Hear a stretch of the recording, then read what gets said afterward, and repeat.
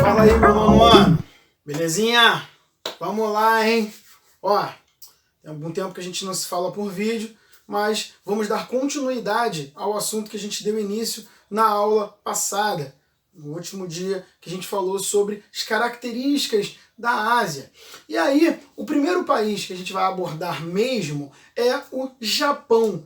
O Japão, esse enorme país, economicamente falando, que se encontra no extremo leste da Ásia.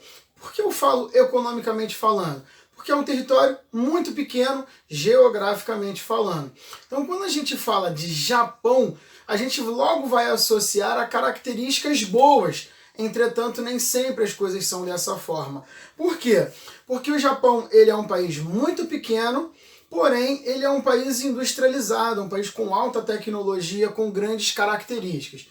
Quando eu falo pequeno, logicamente eu estou falando de características físicas. E essas características físicas serão prejudicadas por alguns fatores. Por exemplo, o Japão ele se encontra no Oceano Pacífico, mas especificamente numa área que nós conhecemos como Círculo de Fogo do Pacífico, ou Bacia de Fogo do Pacífico. Essa é uma área geologicamente instável. Por que eu falo isso? Porque é uma área que tem algumas características de contato recente de placas tectônicas. E por esse motivo, é uma área que sofre muito por conta de vulcões, por conta de terremotos, abalos sísmicos, entre outras coisas.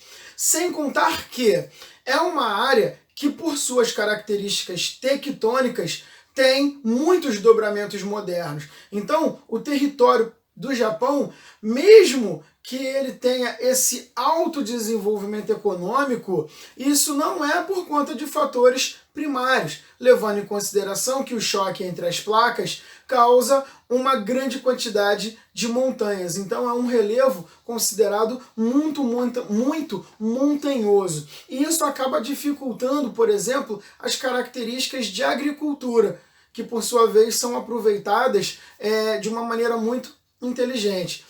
Existe um processo que é chamado de terraceamento. O que é o terraceamento?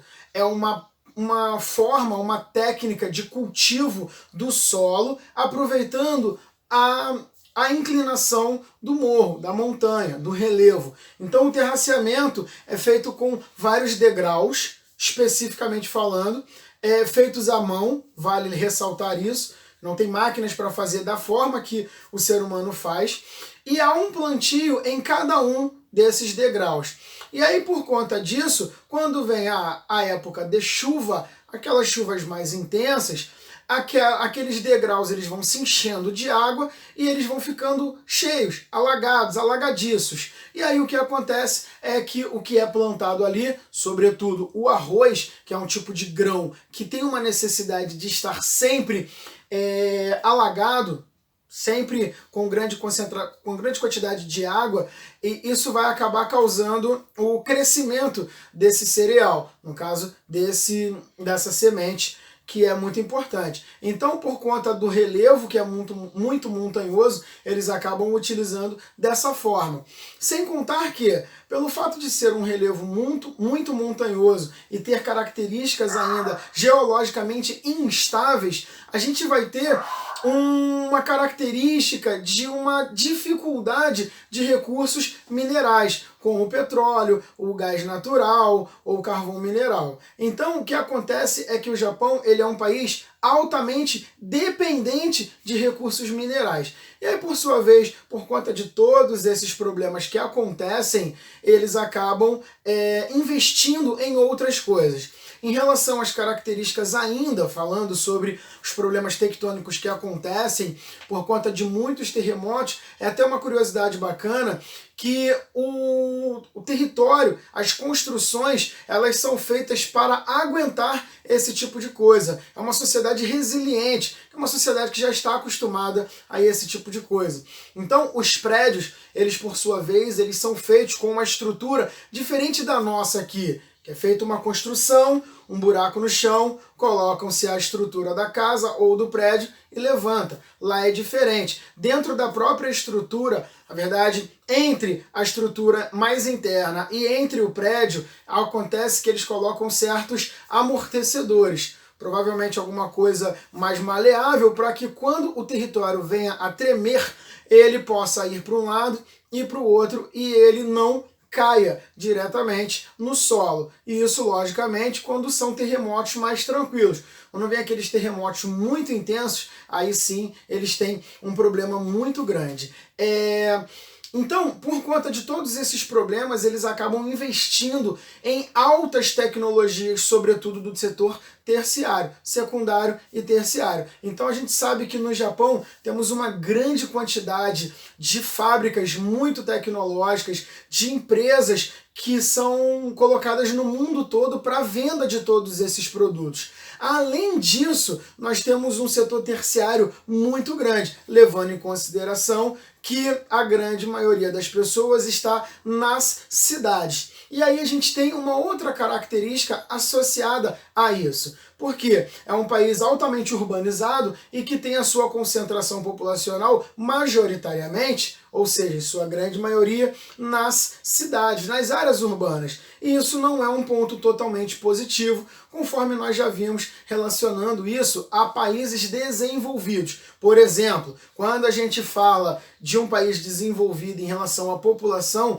a gente vai levar em consideração o alto índice de qualidade de vida, sem contar as características médicas que são muito boas. Então, isso acaba criando uma alta expectativa de vida, ou seja, uma longevidade na população, no caso do Japão. Sendo que, por ser um país muito pequeno, com poucas possibilidades de expansão territorial e um país que tem um alto crescimento econômico, a população ela busca mais e mais, cada vez mais trabalhar, e por esse motivo as mulheres começam a deixar de ter filhos. Na verdade, as mulheres e o casal como um todo. E aí a gente tem um país altamente envelhecido e com uma baixa quantidade de natalidade. Isso vai ser bom, mas isso também pode ser considerado um problema. Porque pode ser coisas boas, relacionadas às coisas boas, que é um alto desenvolvimento, características em que a população ela vai viver bastante.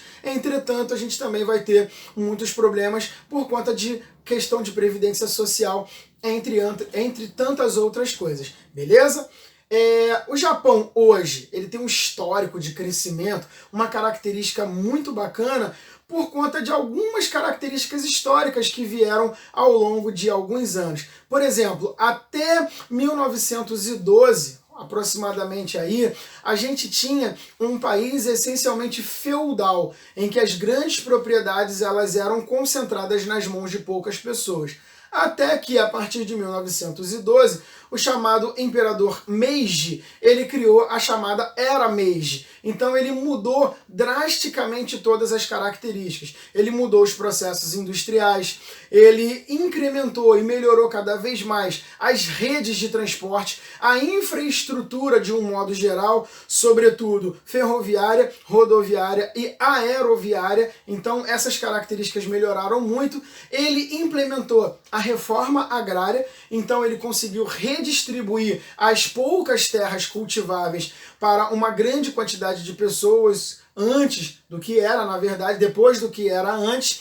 E a questão da educação ele melhorou muito. Então ele colocou, nessa época, milhares de jovens japoneses indo para outras áreas. Que áreas eram essas? Estados Unidos e Europa, sobretudo, com o objetivo de estudar e buscar qualificação educacional em tecnologia, em idiomas, entre outras coisas. Entre tantas outras coisas, desculpa. Então essas características conseguiram alavancar esse desenvolvimento do Japão e conhecendo hoje um país, conforme nós falamos, com o terceiro maior PIB, mesmo com todos esses problemas. Beleza? Mas isso aqui é uma introdução bem rápida sobre as características desse gigante asiático e a gente fala melhor sobre ele na próxima aula. A gente dá continuidade no assunto. Beleza? Então, beijo no coração e até a próxima. Tchau!